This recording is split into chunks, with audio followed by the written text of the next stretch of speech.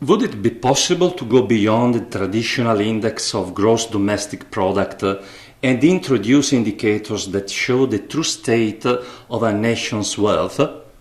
Yes, and it is currently being done in several publications, and it is the right index. What kind of benefits and advantages would the introduction of these new indicators bring to the people and enterprises?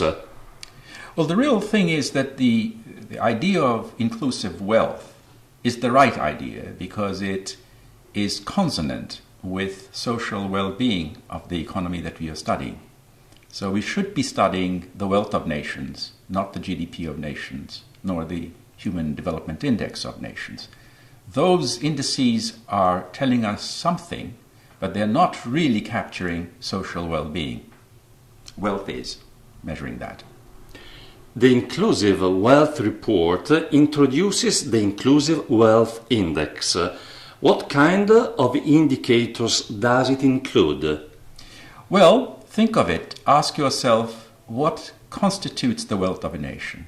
The answer must be that it's the set of all productive assets. So it includes produced capital, of course, manufactured capital, roads, buildings, and so forth, machinery, equipment, but it also includes human capital, health, education, and of course it also includes natural capital, nature, that is, ecosystems, subsoil resources, and so forth. So it's a very inclusive notion, and we should always ask ourselves, what is the productive base of an economy? And that will give you the answer. The cooperatives seems to have already that particular attention to the social and environmental aspects that goes beyond gross domestic product. Do you agree? Oh, very much so. I think the cooperative movement in its various guises were approaching the right problems, but bear in mind, measurement was not the fundamental problem of cooperatives. It was far more interested, and rightly so too, in the way in which labor and capital relate to one another in an enterprise. And it's a fundamental break with conventional capitalism. But in the process of doing that, the movement recognized that natural capital is an extremely important factor in the productive relationships. So yes, it has been recognizing it, but its central purpose wasn't to construct a new index of economic progress. That's where the inclusive wealth is an additional advantage.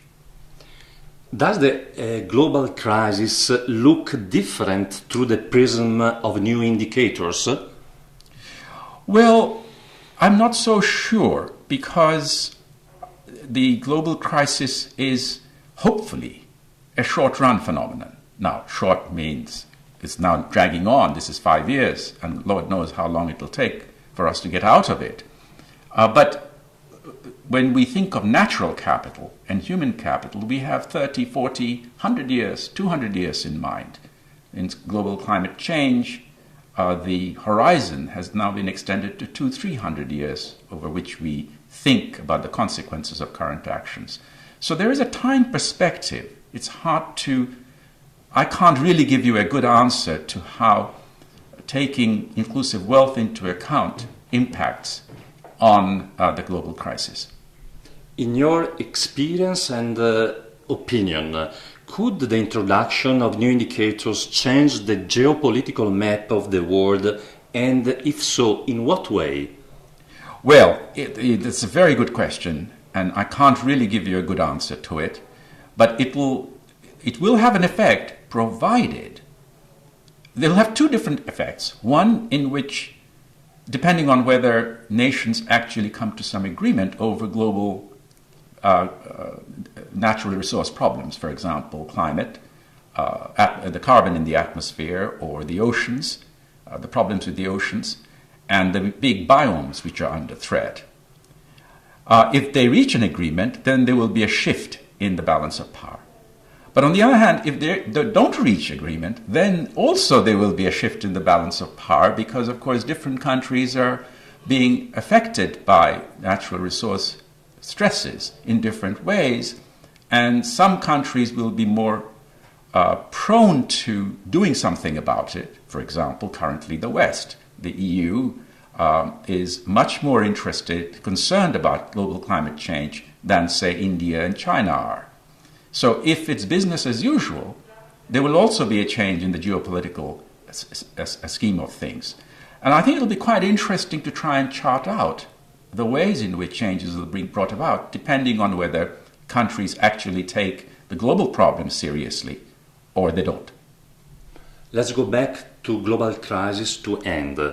Could the crisis be an opportunity to transform the global economy in an inclusive and environmentally sustainable way?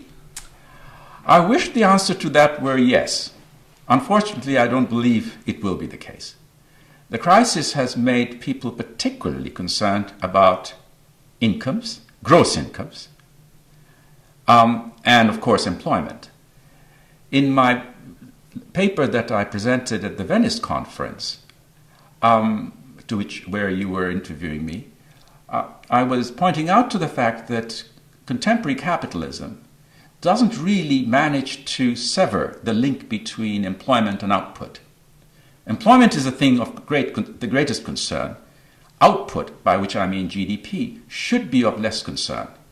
But the crisis at the moment seems to focus attention exclusively on the linked employment and therefore GDP aspect of the problem.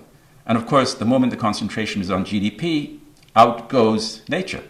So I'm afraid the current crisis is bad news for many things, including the fact that we are now abandoning our concern with nature.